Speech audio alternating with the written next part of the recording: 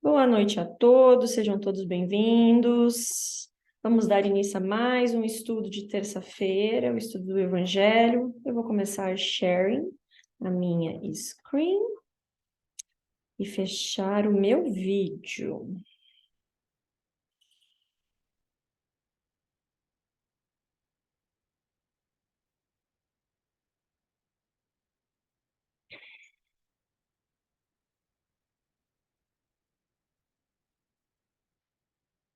Bom, meus amigos, hoje, se apareceu, apareceu.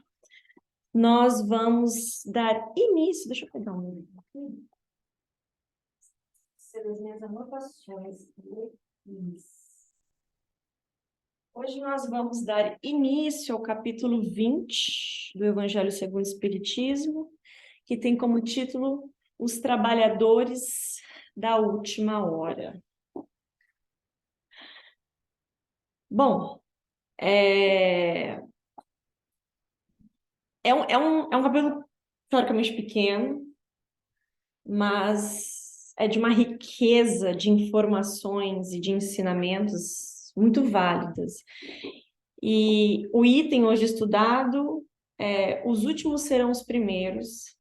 É até um dizer popular isso que a gente já ouviu, acho que muito na nossa vida, com diferentes explicações e conotações, né? Mas hoje nós vamos ver da onde que saiu, né? Os últimos serão os primeiros, que é de uma passagem, né? Do Novo Testamento, e que é um ensinamento do Cristo, é um dizer do Cristo dentro de uma parábola que fala dos trabalhadores da última hora. Eu vou falar aqui, ler rapidamente com vocês aqui a parábola e a gente vai entrar nos detalhes dela. Então, é a parábola, como eu disse, né? Os trabalhadores da última hora. E ela está em Mateus, capítulo 20, versículo do 1 ao 16. E diz assim, que um dono da vinha saiu de madrugada a fim de assalariar trabalhadores. Ou seja, o dono dessa vinha, né? Dessa plantação de uvas, ele saiu para conseguir pessoas para trabalhar para ele. E aí ele combinou com os trabalhadores. Só um minutinho. Ele combinou com os trabalhadores que pagariam um denário a cada um por dia e mandou-os para a sua vinha. O denário é o nome do dinheiro da época, né, do pagamento daquela época de Jesus. Então ele combinou com os trabalhadores que ele pagaria, né, no final do dia do trabalho.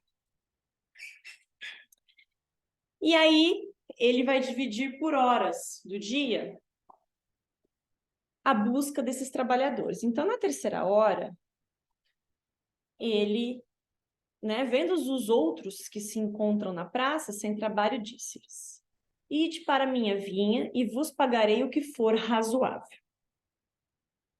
E eles foram.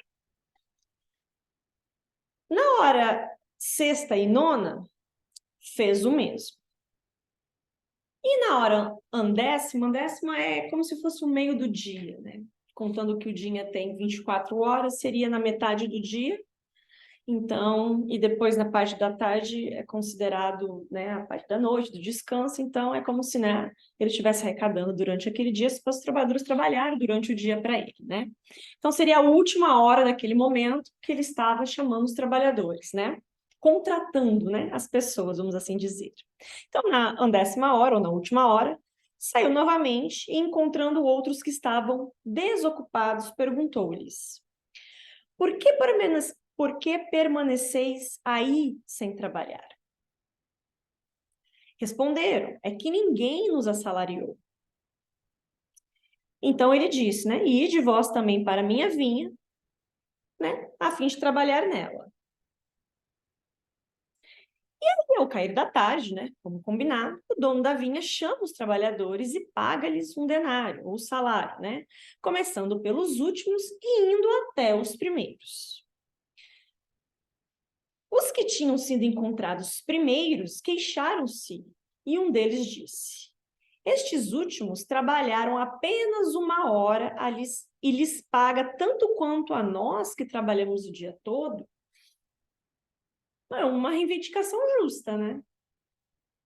Ué, você chegou por último aqui, eu trabalhei mais horas que você, né? Por que ele vai ganhar o mesmo que eu? Então, ele fez uma reivindicação justa. O dono disse, né? O dono da vinha disse, meu amigo, não te causo dano algum. Não combinaste comigo receber um denário pelo seu dia? Cabe a mim dar a este último tanto quanto a ti. Tens mau olho porque sou bom? Então, Jesus, falando essa palavra, ele conclui aqui. Assim, os últimos serão os primeiros e os primeiros serão os últimos. Porque muitos os chamados e poucos os escolhidos. Bom, aí é onde que entra, né, a beleza da compreensão das explicações. Porque se a gente olhar assim, mesmo como a gente acabou de ler, né, e lembrando que isso é uma história que Jesus conta, né, é uma parábola, fica meio estranho pensar, ué, mas como é que o cara chega, né, depois de mim, faz menos que eu, ao meu ver, e vai ganhar o tanto quanto eu ganho, né, quanto eu ganho. Bom, antes de entrar por dizer, a gente tem que entender, né, alguns significados aqui. A primeira de todos, e que eu acho bem interessante trazer, não sei se todo mundo conhece, mas é uma curiosidade, é sobre as folhas da uva, né? Deixa eu abrir umas anotações aqui, só para não perder. Ou videira, né? Ou cepa, enfim, mas as folhas da uva, né? Bom, não só, né, nessa parábola, mas para quem, né, já leu bastante a Bíblia, principalmente o Novo Testamento, o Velho Testamento também tem muitas referências a vinho, a uva, plantações de uva, né? Primeiramente porque o vinho é uma das bebidas milenares, né? É um processo, né, de fermentação milenário, conhecido, muito consumido, né? Ainda se é, mas também era muito consumido naquela época, que era uma das únicas, talvez, bebidas. E, como sabemos, Jesus ele tinha que usar, né, tudo aquilo que era do dia a dia daquelas pessoas, né, para que ficasse mais claro o que ele estava falando, né, para correlacionar melhor com o que ele estava falando. Porém, o que é a curiosidade, né? Não sei, para quem já estudou o livro dos Espíritos, bom, primeiro, não sei se vocês vão conseguir ver aqui, ó. O meu livro, né, é As Folhas da Uva. Não sei se vocês veem. Se vocês repararem, pelo menos as antigas edições eram, não sei das novas. Apesar que isso aqui é uma nova edição. Mas do livro dos Espíritos, a maioria, você vai ver o desenho dessas folhas de uva. E lá no Prolegômenos, né, que é tipo uma introdução. Depois da introdução, vem o Prolegômenos, né, no livro dos Espíritos, os Espíritos explicam, né, o que seria esse ramo de videira, né? O que seria o porquê que está no livro? Porque foi um pedido dos Espíritos para que Kardec colocasse, né, nessas obras. E olha que interessante que ele explica. Ele pede assim para Kardec: coloca na cabeça do livro a cepa de vinho. E, né? O ramo, né? A cepa de vinho. E te desenhamos, ou seja, isso aqui é um desenho mediúnico, né? Um médium que fez isso daqui. Através de um médium que ele, né? Bom, também sabemos, né, que o livro dos Espíritos é através de médiuns, né? Não era de Kardec. Então, Kardec, eu digo, né? O que montou todo o estudo. Através desse médium, ele diz, né? Então, coloca a cepa de vinho que desenhamos, porque ela é o emblema do trabalho do Criador. Todos os princípios materiais que podem melhor representar o corpo e o espírito nela se encontram reunidos. Ou seja, olha que interessante.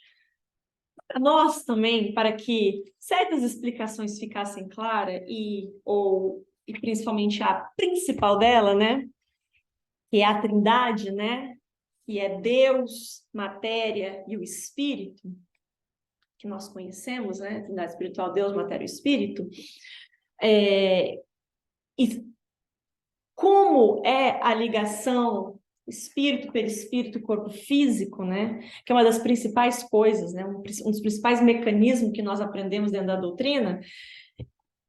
Eles acharam por bem dar uma analogia, lembrando que isso não é nenhum símbolo da doutrina espírita, que eu já vi gente falando isso, é só ler. Ele não é ele está aqui até que ele explica, não tem nada de símbolo, nada emblemático. É uma forma, né?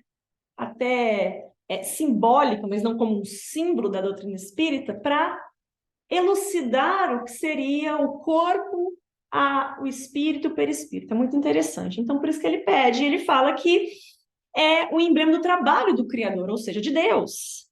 Todos os princípios materiais que podem melhor representar, né, que eles acharam tentar procurar uma coisa que melhor representasse, o corpo e o espírito nela se encontram reunidos. E aí ele fala, o corpo é a sede.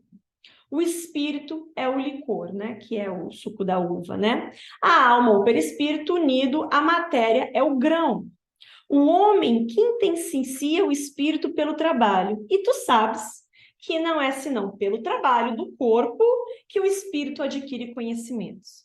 Então, é uma beleza tão grande de nós entendermos aqui que é pela matéria é que nós mais evoluímos, ou seja, que o espírito imortal que todos nós somos, mais evoluímos. Então, existe um significado, né, grande, tanto para aquela época, nas explicações, né, das parreiras, né, das vinhedas, dessa folha da uva, né, e aí os espíritos trouxeram na hora de começar a decodificação da doutrina espírita pelas mãos de Kardec, uma simbologia para melhor compreensão. Bom, e aí, olha que interessante. Tem uma explicação mais detalhada que a gente vai começar a compreender para entender esse estudo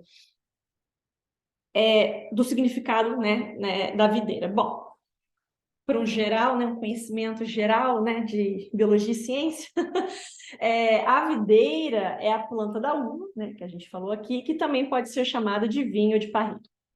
Ela é uma trepadeira constituída de tronco retorcido, ramos flexíveis, folhas grandes e esverdeadas em ramos que se tornam o fruto da uva.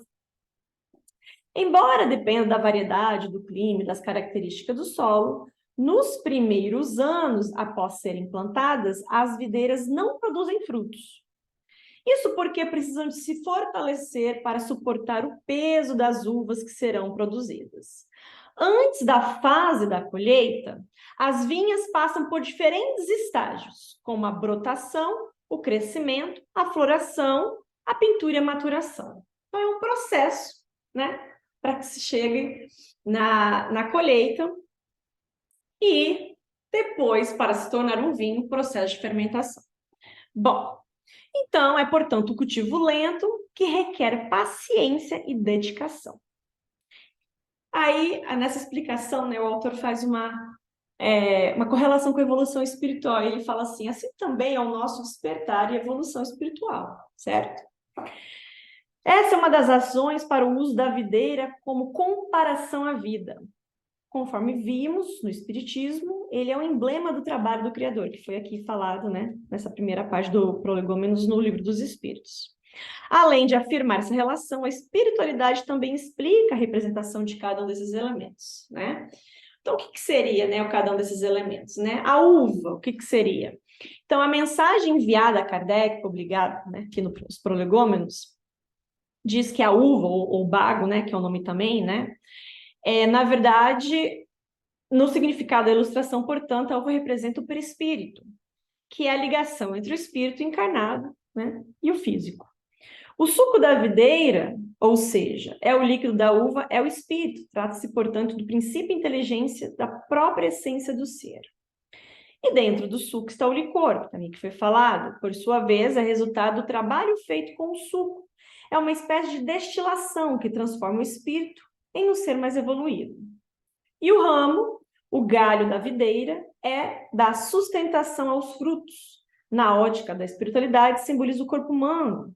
É a forma física que serve de instrumento para a vida do espírito no mundo material.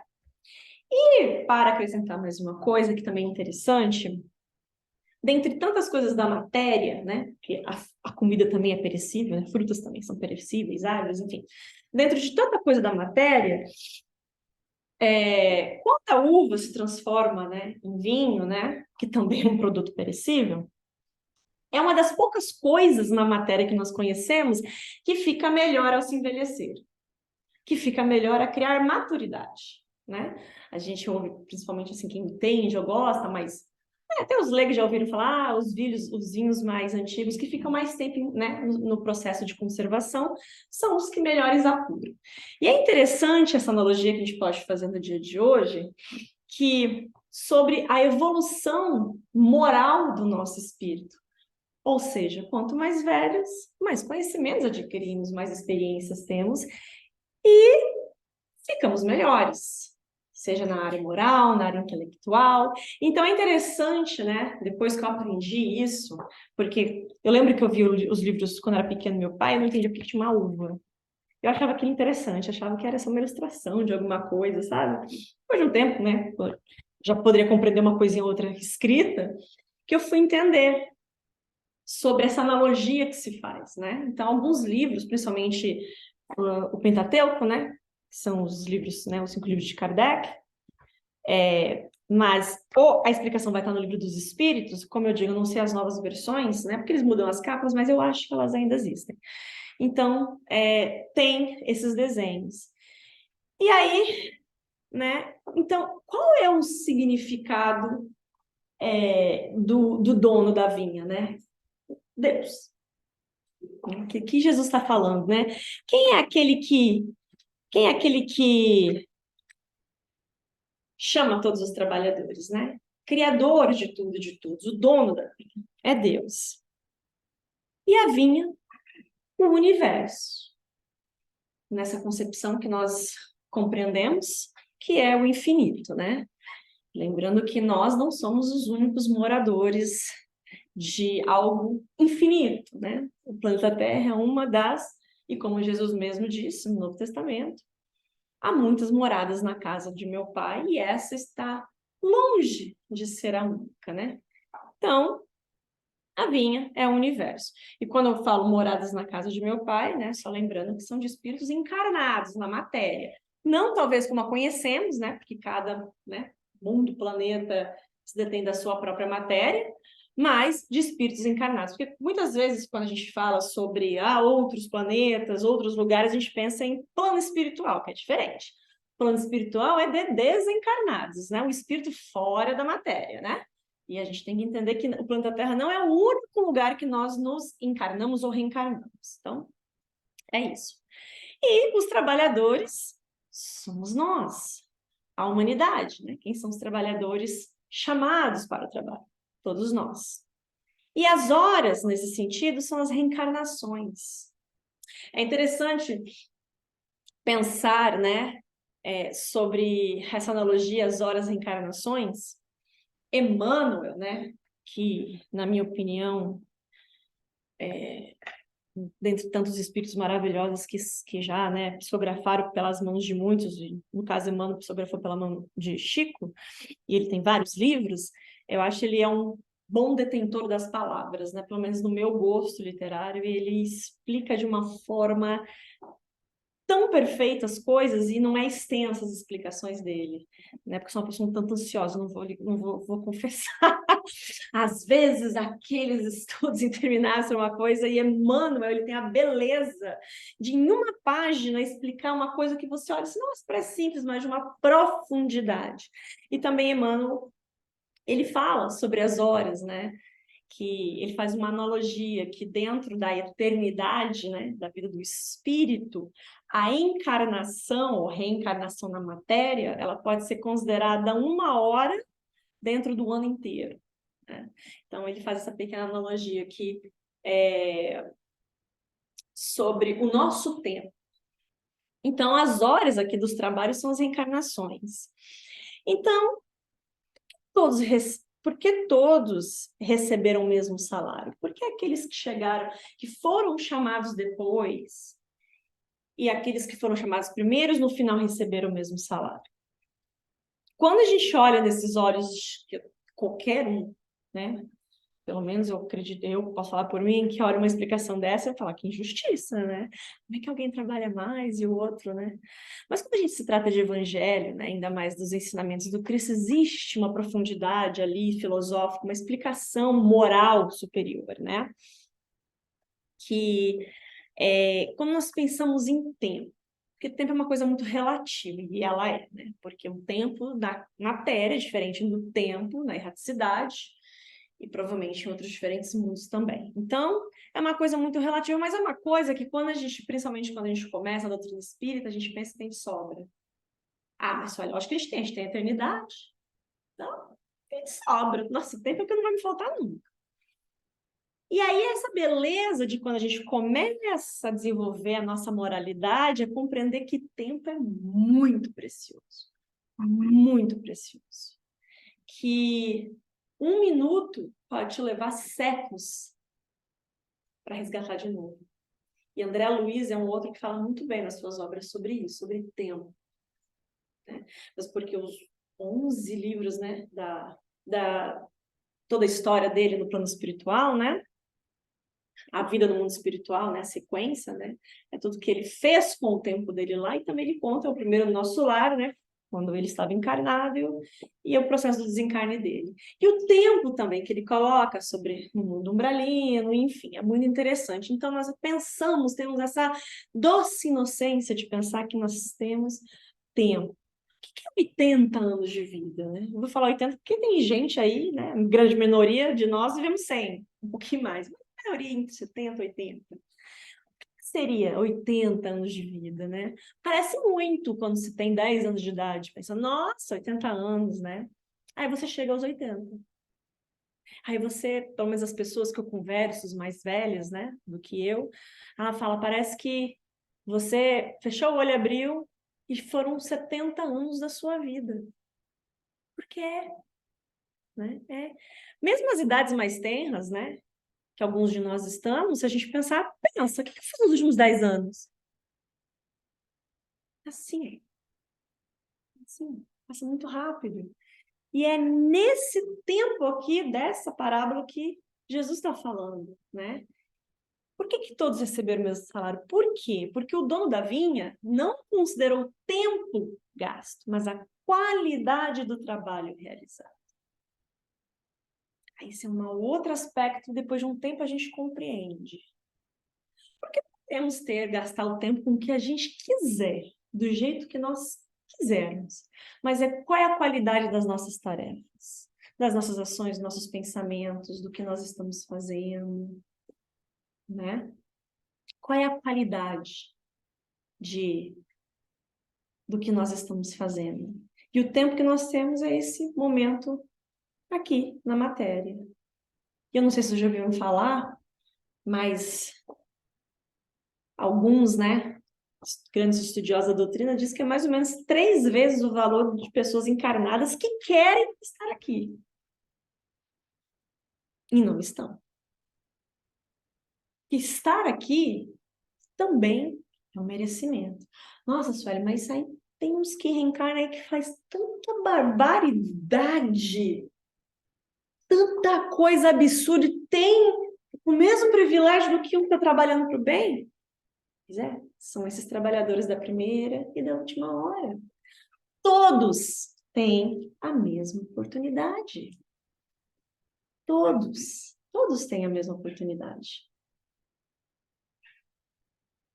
Então, dentro dessa parábola existem muitos ensinamentos que a gente pode tirar.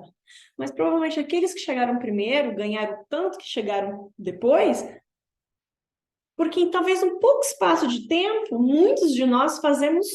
poucos de nós fazemos muito. E muitos de nós não fazemos quase nada. Tem o Haroldo Dutra, uma palestra dele, ele fala uma coisa que eu acho muito interessante. Acho que é uma audiência de mais de 12 mil pessoas. E ele falou assim, olha, aqui vocês podem me dizer que não conhecem agora sobre a reencarnação, porque não lembram. Mas dizer que nunca ouviu falar é mentira.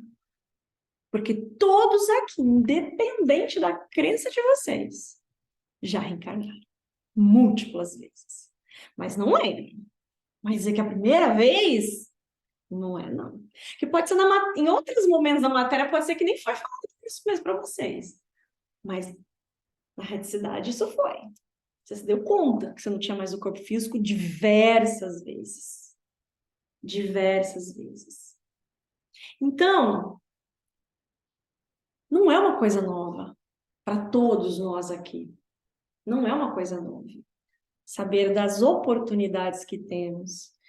E na grande maioria, nós imploramos e fazemos muito para estar com essa vida que muita gente reclama dela. A gente reclama, reclama. Porque podia ser assim, podia ser assado, podia ter isso, podia ser aquilo, podia ser diferente, aquela pessoa podia fazer isso, podia fazer. E aí a gente vai gastando nosso tempo. Não que a vida na matéria seja fácil, né? Parece que quando a gente fala assim, a gente fala, não, a gente tem que abaixar a cabeça e tá tudo. Não, ela não é. Mas a gente tem essa oportunidade. A gente tem essa oportunidade de estar aqui. Então, com o que nós estamos fazendo? Qual é o tempo que nós estamos gastando, né? Qual é a qualidade do trabalho?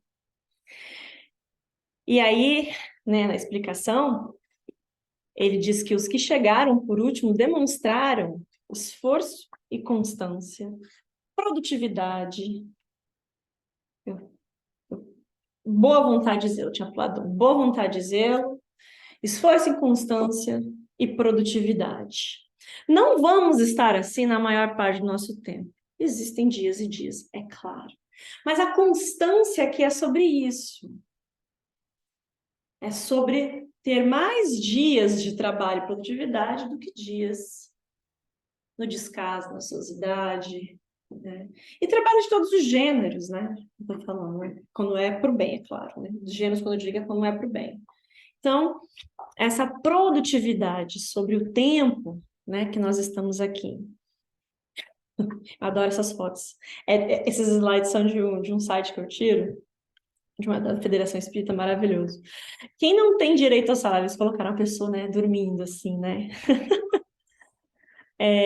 Que não está à disposição do Senhor, ou seja, que está muito fora das leis divinas para segui-las, né? É bom explicar sobre a disposição do Senhor, né? Que ele está falando do Senhor da vinha, né? Ou seja, disposto a seguir com as leis. Por quê? Mais uma vez, nós podemos escolher não seguir com as leis, mas vai ter as consequências. E aí a gente vai reclamar também das oportunidades que nós tínhamos e perdemos. E são muitas, né? E são muitas.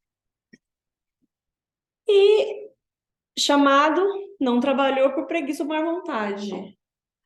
Muitos também de nós ainda caímos nessa de estar aqui e literalmente achar que nós estamos a passeio. Achar que a vida é isso aí. Trabalhar, ganhar dinheiro, voltar para casa, ou qualquer coisa, né, do outro tipo, e nunca pensar sobre nós, sobre os nossos melhoramentos, sobre os nossos trabalhos. A consequência terá que aguardar e recomeçar. Aí vem daquelas 3 vezes mais, né, de irmãos na reticidade que esperam para estar neste lugar. Eu vou dizer que não foi uma, não foi 2 vezes que dentro do trabalho mediúnico eu ouvi espírito falando isso. Aqueles que já entenderam, né? Sobre, e nos alertando, né? A oportunidade que teve e o arrependimento depois. Porque quanto tempo demora, e não estou falando de tempo como a gente conhece, né? Mas estou falando de produtividade, estar lá na frente. Quanto tempo demora para reconstruir um momento? Para ter um momento naquela situação da qual você tinha e desperdiçou. Tirando, né, as exceções que existem, né, porque dentro do processo reencarnatório não é uma regra, muitas das coisas que nós pensamos que é, mas uma grande maioria nós temos uma instrução, nós temos um projeto reencarnatório. Não tem isso, isso vai acontecer com você do começo ao fim, não, não é isso, agora destino acabou, não. A gente tem a ideia de como vai ser, né? onde nós vamos nascer, tipo de família que nós vamos nascer, tipo de região, cultura ali. Mas não somos engessados. Podemos fazer grandes mudanças. É para isso que nós estamos. E muitas vezes, provações que nós temos que passar, podemos aqui, encarnados, minimizá-las muito, dependendo do nosso esforço. Porque talvez a gente já compreendeu. Às vezes, um adolescente com 15 anos de idade já compreendeu, na tenridade dele, muito mais do que o idoso. E ele já está ali nos seus compreendendo o trabalho, né, que é para ser feito. Então, vai ter o recomeço. E aí, essa doce ilusão que nós temos, mas a gente vai recomeçar, a gente tenta de novo. E aí, quando a gente se dá conta de tudo que a gente perdeu, até, né, quem já leu as obras de André Luiz sobre que tem várias histórias, né, que André Luiz conseguiu ver, né, vindo aqui no planeta Terra, depois desencarnado, para ajudar muitas pessoas sobre esse processo que a gente vive de recomeçar, né, que aquela pessoa estava predestinada a conhecer aquela pessoa, até aquele filho, até aquele trabalho, e acaba, né, deixando de lado, depois de um processo reencarnatório difícil. Principalmente, tem uma história que eu não me lembro o nome agora da pessoa, mas era um suicida, e ele já tinha se suicidado para a base de pelo menos as últimas 6, 7 reencarnações. E o único jeito, né, pela misericórdia divina, que ele tinha que passar o processo, né, de depuração dentro da matéria, que o espírito precisa disso, depois de tanto fazer mal para o corpo, de sucumbir várias vezes, o único jeito que ele podia vir, que ele aceitou vir, depois tinha que aceitar, tinha que ver uma família que aceitasse uma criança assim, era ele vir totalmente deficiente, cego, surdo, mudo e tetraplégico. Que ele não ia ter condições algumas na matéria de tirar a própria vida. Então, terá que aguardar e recomeçar. Muitas vezes o recomeço é esse. É um recomeço doloroso. Então, essa ideia, né, de que nós temos todo o tempo do mundo, temos. Mas queremos, né, enfrentar tantas dificuldades, sendo que nós podemos, pelo menos, trabalhar nas oportunidades que nós temos agora. E quem tem direito, né, ao salário, segundo, né, a parábola? Quem está à disposição das leis divinas, né? Não as que seguem 100%, que nenhum de nós aqui no momento as seguimos, senão não estaríamos aqui ainda neste planeta, né? Que é o mesmo, será o mesmo daqui para frente, eu digo em termos físicos, porém, com espíritos melhores, assim que decidirmos melhorar, né? Que também é uma outra coisa, né? Que a gente se ilude pensando, tá, a gente está numa transição planetária, tá, mas como vai ser? Quando a gente vai passar de provas de expiação para regeneração? Tem um dia, tem hora marcada, tem um minuto, tem na agenda? É um processo de depuração igual da parreira. Nos seus primeiros anos da fruta, depois ela vai dar fruta, vai ver a qualidade da fruta. Então, quando todos nós, como coletividade, decidimos escolher o bem, na grande maioria, ao invés, né, do mal, na sua totalidade, né, o processo é natural. O planeta continua. Nós é que temos que mudar. Né? Então, quem tem direito à salário é quem está à disposição das leis divinas. E é convidado e aceita o convite, porém não é tudo, porque além de aceitar o convite, nós temos que realizar o trabalho. Então, o trabalhador da última hora tem direito ao salário. Quem são os trabalhadores da última hora? Somos todos nós. Vou dar um exemplo, voltando de Emmanuel. Bom, para quem, né, acho que todos vocês sabem, né, mas para quem não conhece, pelo menos na sua última reencarnação que temos conhecimento, ele foi... Não, reencarnação não, desculpa. A última vez que ouvimos falar dele, como espírito, né? Emmanuel era o mentor de Chico Xavier, que o ajudou imensamente, junto com um outro grupo de espíritos elevados, né? A trazer, né, a doutrina espírita para solos brasileiros e assim expandir, né, dessa forma que hoje nós conhecemos. Dentro de inúmeros livros e a pessoa de Chico, né? Mas ele não foi sempre, né? Um espírito evoluído, de luz, sendo mentor de um outro, né? Porque nós temos um processo. E aí, para se conhecer uma das reencarnações deles, talvez uma das principais, ou eu diria a principal, é quando ele era Públio Lentulus, senador romano. No livro Há 2000 anos, conta a história dele, é muito bonito. E também ele era um trabalhador. E ele não era qualquer um, porque naquele momento ele teve a oportunidade de conhecer Cristo ali, na frente dele. Cristo, né, ainda era um espírito encarnado na matéria, e ele teve a oportunidade. Bom, enfim, aí decorre a história. E, só que a história é que ele desperdiçou essa oportunidade.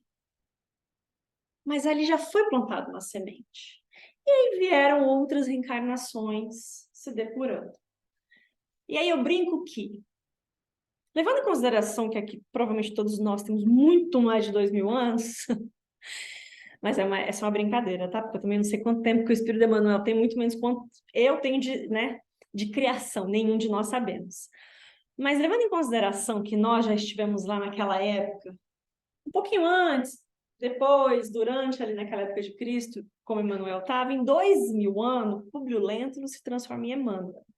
E eu brinco que em 2000 anos eu me transformei em Suelen. Ou seja, aqui. Não estou sendo mentoria de ninguém, não sou um espírito evoluído que está, né, fazendo missões. Estou aqui. Eu faço essa brincadeira porque é uma analogia de tempo. Porque parece que 2000 anos é muito. E não é. Mas depende do nosso esforço. O que nós vamos ser como espíritos aqui 2000 anos? Será que vamos estar prontos para ir a outros lugares, né? Ser os mentores de pessoas que ainda estão como nós estamos hoje? Ou não? Então, que o trabalhador da última hora, né? Que somos todos nós, temos o direito, mas por meio de quê? Da nossa boa vontade, que é confiar nas disposições que nós temos de melhoria, que não são fáceis, nós sabemos disso. E que seu retardamento não seja fruto da preguiça ou da má vontade. Quando a gente fala retardamento, não é retardamento do nosso processo evolutivo, porque ninguém retarda, né? Ninguém volta numa estaca que era antes. A gente, no máximo, fica ali estagnado, né? E agora, sabendo que nós estamos nesse processo de transição, e nós estamos num processo, pelo menos eu, na minha opinião, acho histórico. Tudo que nós estamos vendo neste momento no planeta Terra, absolutamente tudo, tudo, tudo, tudo, tudo. Desde a tecnologia, da política, das questões que estão sendo levantadas, que jamais foram faladas, das ideias que nós estamos vivendo, e também de outras coisas tão apavorantes e absurdas, da onde elas vieram, né? Eu tenho uma amiga que ela fala assim, eu acho que as trevas começaram a brotar, porque não é possível tanta barbaridade. E não que elas não existissem, né? Agora nós temos um conhecimento um pouco mais amplo. E aí parece que a gente não está evoluindo, que a gente está regredindo, que é tanto isso. E aí, se a gente só um pouquinho de história, a gente pensa que até para a guerra a gente já evoluiu, né? E tem uma palestra muito interessante também, esse rapaz, eu sou péssima em pronome, novamente, mas ele é um português, parece espírita muito interessante e ele é um professor de geopolítica, é muito interessante quando ele destrincha as questões das guerras, né? Desde as épocas medievais até hoje, né? Que até para isso a gente evoluiu. Porque antigamente se invadia, não que hoje não exista, tá? Mas é uma bem menor escala. Antigamente invadia um território, matava todo mundo, aquele era o dono e acabou, e aquilo estava dito como certo. Até para guerras hoje entre países, existem protocolos, documentações, sanções. Não parece, mas é uma evolução de consciência social. Até um dia a gente chegar a entender que Nem isso a gente precisa fazer para vivermos bem. Então, o nosso retardamento, né, quando a gente fala, é estagnar naquela situação que nós queremos ficar, que não seja por preguiça e má vontade, né? Que muitas vezes teve ali o esforço, mas talvez não seja o melhor êxito, mas teve o esforço. E nesse processo que a gente vive hoje, os espíritos que aqui já estão vindo, sendo, né, reencarnando, ou encarnando, eu diria, para dar continuidade a esse trabalho, né? Para fazer, né, o processo desse planeta andar, aqueles que não quiserem se encaixar também não tem problema. Vai ser castigado? Não, talvez, não sei. Mas não serem convidados a se retirar, porque já não se encaixa com o processo moral. Mas ser convidados a se retirar. É a mesma coisa que se a gente fosse num grupo de cientistas, por exemplo, eu fosse num grupo de cientistas de enriquecimento de urânio e tivesse que falar de algumas questões da física. E você é convidado a se retirar, não tem a menor condição de estar naquele livro intelectual. Quer dizer que eu não posso ajudar? Posso. Talvez na empresa que faz isso, eu posso servir um café, posso lavar um banheiro, mas eu posso ajudar com aquilo que eu sei fazer. Fazer uma conta no Excel, mas falar sobre aquilo eu não posso. É mais ou menos isso. Esses espíritos vão ser convidados para ir para outros lugares, como este planeta um dia foi, né? Um planeta rústico, né? Para ajudar na evolução desses lugares. Então, essa é uma questão do nosso tempo. E os trabalhadores da primeira hora, né, aqueles, não dentro só dessa parábola, mas aqueles que já vieram, né, que eles colocam como profetas, Moisés, os apóstolos, os mártires, né, os filósofos, os sábios, são espíritos que vieram, talvez de outros planetas, de lugares que já estavam estabilizados, vieram aqui ajudar com conhecimento. Uma ideia, seja ela qual for, para a modificação de um todo, não é jogada assim, do nada. Ela vem sendo trabalhada. E na história a gente sabe que mesmo ao longo dos séculos essas ideias trabalhadas, até um dia o homem chegar e falar uma ideia científica ou filosófica e não ser jogado na forca, dado veneno para tomar, crucificado, demorou. Nós estamos em evolução. Porque todos aqueles que vieram com ideias novas, eles sofreram, mas eram espíritos preparados para isso. E hoje nós colhemos esses frutos. Alguns séculos, talvez a gente não poderia nem estar aqui conversando sobre um assunto desse. Nós seríamos hostilizados, presos ou até mortos. Nós já evoluímos de alguma certa forma. Então, olha só que a gente já pode ter isso. Podemos conversar sobre isso, discutir essas ideias, porque outros vieram antes da gente trabalhando isso. Como os muitos virão ainda. Então, nós, o quê? Nós colhemos, né, o fruto desses trabalhos que foram feitos lá atrás, que é dos trabalhos coletivos. Estamos aqui aproveitando os labores intelectuais de outros. Não só os labores intelectuais, né? Até físicos, né? E óbvio que o melhor exemplo que nós temos é um cara que chegou e, na visão daquela época, ele desafiou só o maior poder do planeta, que era o Império Romano. Chegando e falando assim, olha, você tem que amar eles também. Falei, mas você tá maluco, né? Os caras vêm, cobram imposto, os caras escravizam a gente, você fala que a gente tem que amar eles, mas esse homem não tem a mínima noção do que está falando. E o mais interessante é que ele não foi tão divulgado naquela época. Ele foi ao passar dos séculos, o que ele ensinou. Porque o que tem base eterna é a base moral, isso é indiscutível. Agora, se era religião, se não era, se Jesus era branco, se era loiro, se veio do norte, do leste. São questões históricas, científicas interessantíssimas para estudar, mas a base é indiscutível. A base que ele ensinou é indiscutível. E ele é um desses que nós estamos aproveitando. O principal, né? Quando os espíritos dizem para Kardec qual que é o modelo e guia, Jesus. Como todos antes vieram antes dele. introduzindo certas ideias e vieram depois, mas ele é a base. Nós estamos hoje aproveitando isso que ele nos ensinou de mais básico e mais importante, né? A nossa evolução moral. E muitos revivem hoje ou reviverão amanhã para terminarem a obra e começar outrora. Quantos aqui não vêm, fazem grandes feitos, ou começam a fazer, desencarnam, voltam novamente. Porque é assim que funciona, né? Assim, agora desencarnei, fiz o que tinha que fazer, vou embora. E vou viver no paraíso agora. No balanço branco, bonitinho, com as minhas asas. Não é assim, é trabalho, tempo. É os trabalhadores da última hora. Volta, continua, ensina, quanto muito, tantos outros, alguns que nós já conhecemos até, né, sobre quem foi aquela.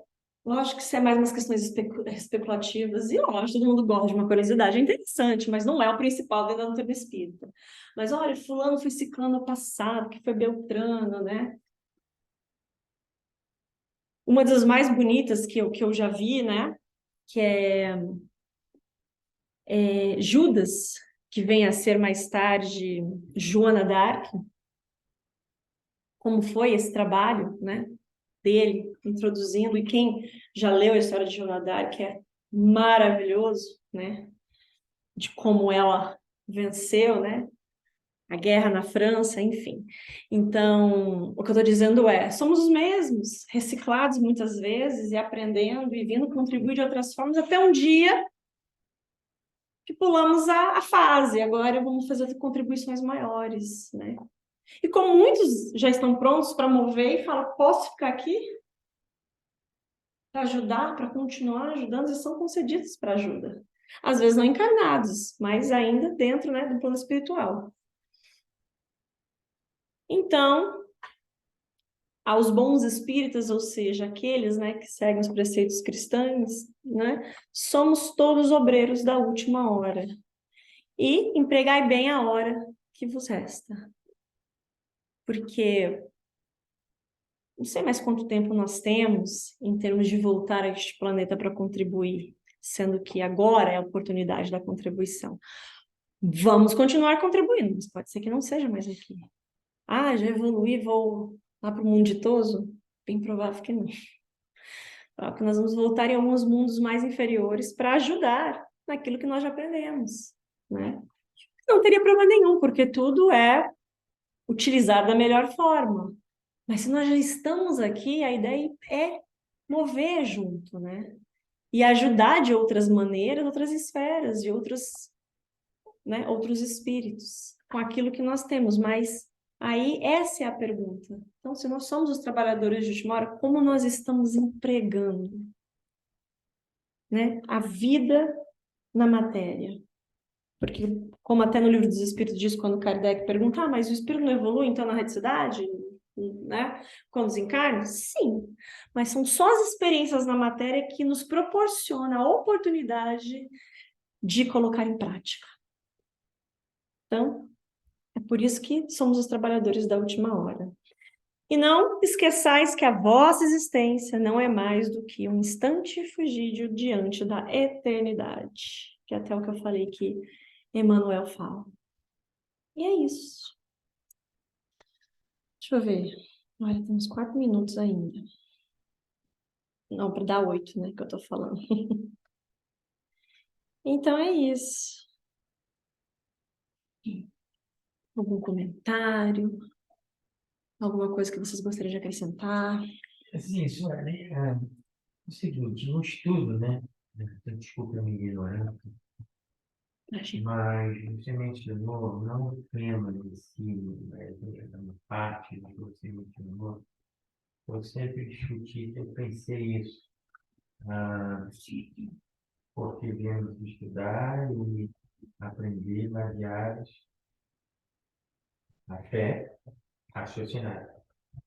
Quando a gente se fala aqui na questão social, na questão de evolução, né, do nosso planeta, na nossa terra, na nossa sociedade em geral, você mencionou que desde menino eu gostava de área. essa coisa, esses filmes capixaba, né? Filme medieval, eu me encantava de uma maneira assim, eu não sabia por que daquilo. E eu ficava pensando, né, hoje em dia, por exemplo, naquela época, eu falava, por que você gosta disso? Né? É tanta violência, cara com machado, muito quebrando o pau, um contra o outro, com milhares de pessoas se mataram lá de frente para tudo quanto é lado. Aí as pessoas me disseram, como profissionais, mas nós evoluímos. Hoje nós não fazemos isso. Mas não, tudo bem.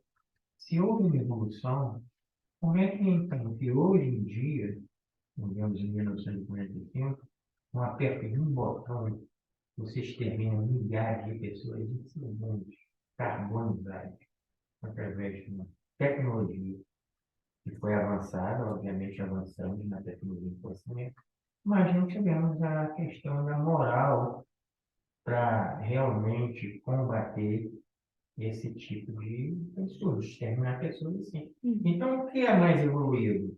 Evoluído é tecnologicamente, você apertar o botão exterminar 100 milhões de pessoas de uma vez só, ou você entrar na guerra de espada, machado e cabeça. Eu sempre discuti isso com a Emília, que ela sempre debate comigo. Não, mas evoluindo, mas que lá assim, pois eu estou fechando isso. Porque a meu ver, na minha ignorância, eu não considero isso como um fator de evolução. Para mim, não é. Eu vejo isso. Pelo conceito moral, coisa do dia, o que é que evoluiu tanto em 2000 anos para cá? Mas, sinceramente, a diferença é negativa. Mas eu vejo alguma evolução, qualquer coisa. Aí não vejo muita evolução, eu acho que 2 anos é até aprender um pouquinho mais. Eu vejo muita quantidade ainda, muita coisa, e a verdade, o ensinamento foi passado, mas a gente vê no dia a dia, parece que não evoluiu muito pouco. Teve uma parte assim, que evoluiu, mas eu não vejo, especialmente. Eu, particularmente, tenho dificuldade de entender a missão nesses pontos de vista. Não sei. Eu partilho até do mesmo pensamento que você, não vou negar, não. No caso, o meu pensamento é evoluímos pouco, mas evoluímos. Mas é um conjunto de coisas que nós acabamos, né, vendo, porque a gente não pode ver um fato isolado, né? De situações isoladas, né? Que a gente pensar bem é verdade, né? A Segunda Guerra Mundial, não tem nem 100 anos, né? O apartheid também, né? Você vê coisas absurdas que, né? Foi ali, no século passado ali, né? Pertinho. Mas existem, primeiro, uma coisa que eu li esses tempos, né? Foi até o Luiz que foi só um trecho de um livro que, se vocês quiserem, depois eu me lembro que eu posso perguntar para o Luiz, porque deve ser fantástico de um trecho.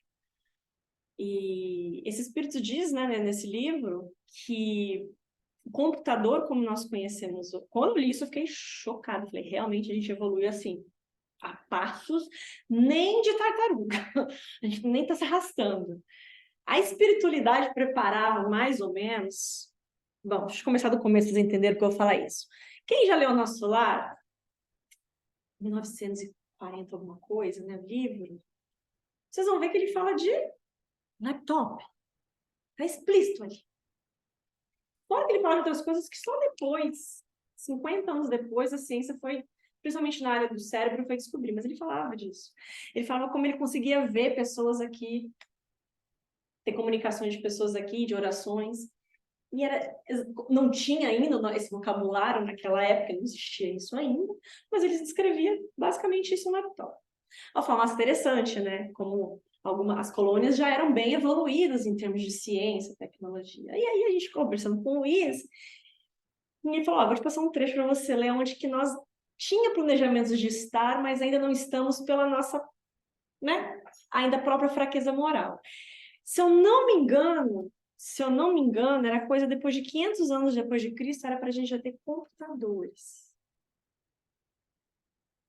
500 anos depois de Cristo. computadores. É muito interessante. Eu estou falando só por cima, tá? Porque é uma explicação muito detalhada sobre essas questões evolutivas tecnológicas e é porque não temos ou não tínhamos. Que um bom exemplo foi essa do botão que você, né? Sem a moral, não tem como crescer em tecnologia. Nós já crescemos muito em tecnologia para a moral que nós temos. Mas evoluímos. Poderíamos estar muito lá na frente? Poderíamos.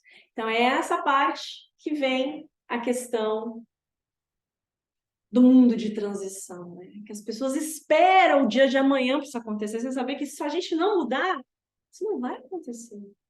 E se for para a Terra andar, e se for funcionar, tira todos esses, né?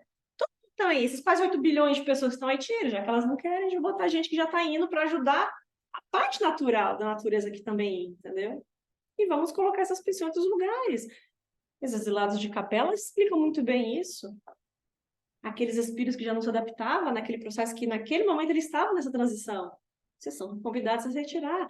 Quando a gente aprende sobre os povos, também, quem são os egípcios, quem são os hebreus, quem são os chineses, quem são os alemães, não de hoje, né? Lá do começo. A raça branca, quem são todos eles? Existem quem são todos eles. Quem são esses espíritos? Que é isso? Né? Quando se estuda a história, principalmente do Antigo Egito, como eles já tinham essas ideias, né? Matemáticas, filosóficas, da onde que vem? São que hoje, com muito computador, com muita coisa importante, a pessoa não sabe nem dizer qual é a capital do Brasil. Então, é uma questão da gente, né? Sim, nós já evoluímos, né? Sim, mas é nos dado aquilo que dá. Sobre a questão da Segunda Guerra Mundial também, tem uma explicação muito boa em relação a isso, ao trabalho da espiritualidade. Naquele momento, para parar tudo que estava acontecendo. Porque a gente sempre olha o lado, né? E claro que a gente tem que olhar esse lado e compreender ele, que é o do trabalho da espiritualidade que está aqui, né? O governo, a gente não está jogado, né? O governador está aqui, que é Jesus. Mas nós temos o livre-arbítrio. Só que uma outra coisa que as pessoas pensam é que a gente pode fazer qualquer coisa na casa dos outros, e não é bem assim.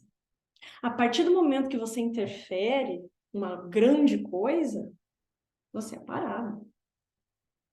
Ah, mas por que não para outro? Porque tem uma questão. Por que não foi parado antes? Quem são aquelas pessoas que estavam ali na Segunda Guerra Mundial, né? Porque guerra e atrocidades vem muito tempo. Mas a mais recente, vamos assim. E tem muitas acontecendo agora, né? Até a mais recente da Rússia, da Ucrânia, mas tem gente, eu vi vários, né, historiadores de geopolítica falando interessantíssimas ideias, mas em 2022 o pessoal está pensando em invadir território, e a gente não está falando de países extremistas, né, em termos religiosos, a gente está falando de países de cima em tecnologia, para você ver que isso não diz nada, se a gente não tem moral. Aí imagine isso em mãos erradas. Tecnologias e muito, a gente chegou a um ponto que tá bom.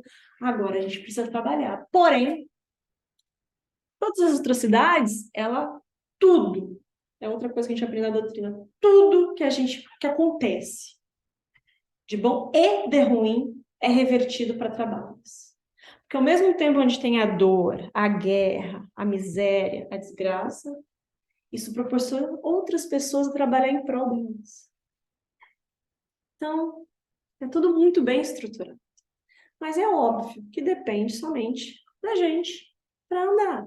E claro, se a gente comparar como que eram as questões sociais, políticas, num geral, nós evoluímos muito. Só que temos muito ainda para evoluir. Quando eu li isso sobre os computadores,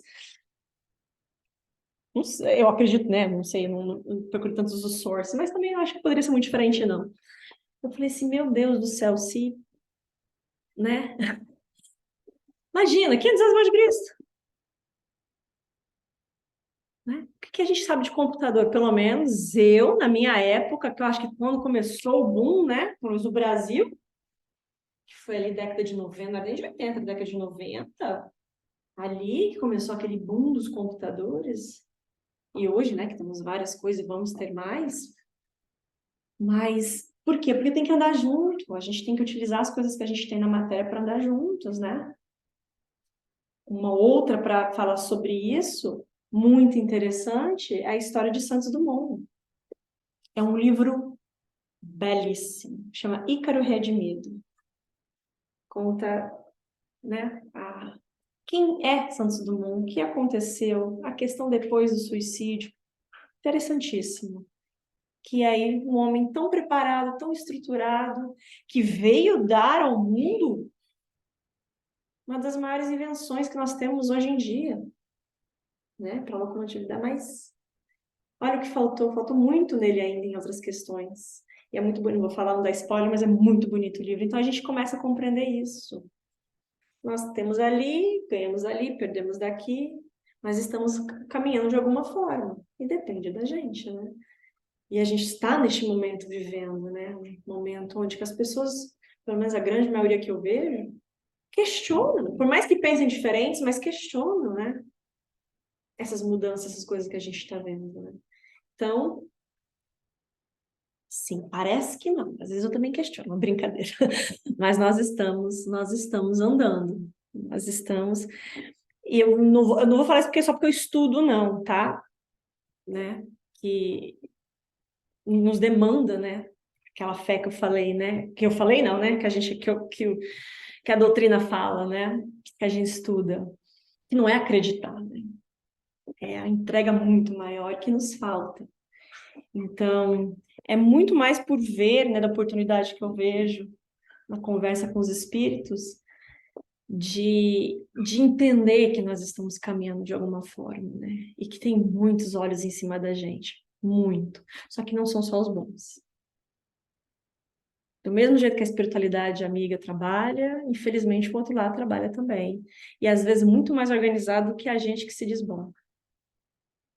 Que ainda é a nossa condição moral, né? Então, É isso, né? A questão é, nós temos um salto quântico na tecnologia, no conhecimento da ciência, e já estamos ali então varrendo quase na trajetória a questão moral. É um desequilíbrio muito grande entre as duas coisas. é uma hora que parou um para tentar vir o outro, né? E aí, mas a gente está lá, de alguma forma. Mas é muito bom mesmo essa sua colocação, porque é real, é o sentimento, eu não vou dizer, né? Muita de nós sentimos falando, onde é que nós vamos parar com tudo isso que está acontecendo, né? Por isso que vem, né, o Consolador Prometido, que eu acho esse nome melhor, não poderia acontecer, que é da doutrina, para, ó, vamos tirar a gente não vai tirar o que vocês passam, mas o desespero de não saber do amanhã a gente tira pelo conhecimento. Ó, vou dar boa noite a todos aqui e nos vemos na próxima terça-feira. Obrigada.